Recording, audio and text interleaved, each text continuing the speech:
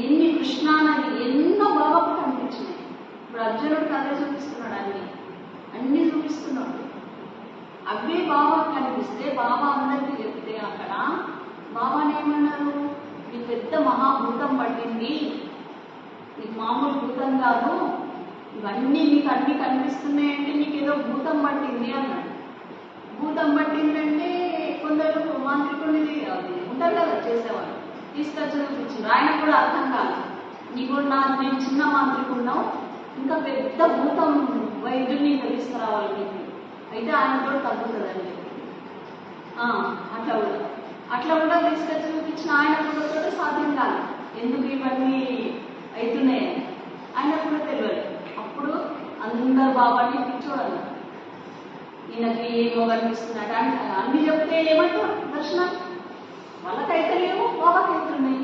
అయితే లాస్ట్ చివరికి అందరు ఊళ్ళో అందరు బాబాను ఒక దీనిలాగా చూపెట్టినారు, ఈయనకేమో పట్టింది భూతం పట్టింది. అప్పుడు గురూజీ మాట్లాడలేదట బాబాతో, అన్నీ వింటుండేనట గురూజీ బాబా గురించి, ఎందుకు ఇట్లయితుంది గురూజీకి అర్థం కాదు. అందరు చెప్పండి విన్నాడు కానీ బాబా దగ్గరికి వచ్చారు. అయితే ఒకరోజు బాబాని వచ్చిందట గురుజీ, ఈ దర్శనాలన్నీ విన్నాడట గణపతి.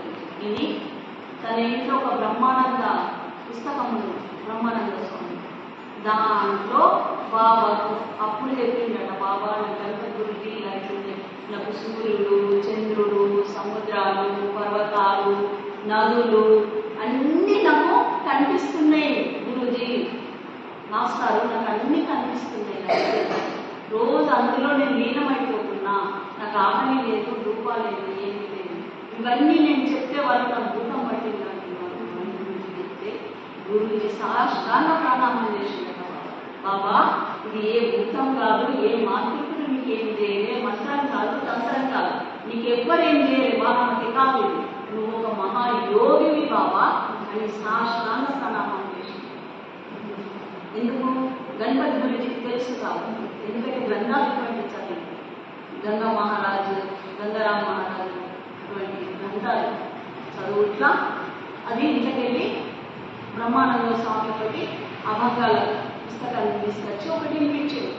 ఈ విశ్వదర్శనం అయితే కభీ బిజిలీ కభీ చందా కభీ సూరజ్ నజర్ ఆయే కభీ తో ధ్యాన్ మే బసే బ్రహ్మ జ్యోతికా చరితారా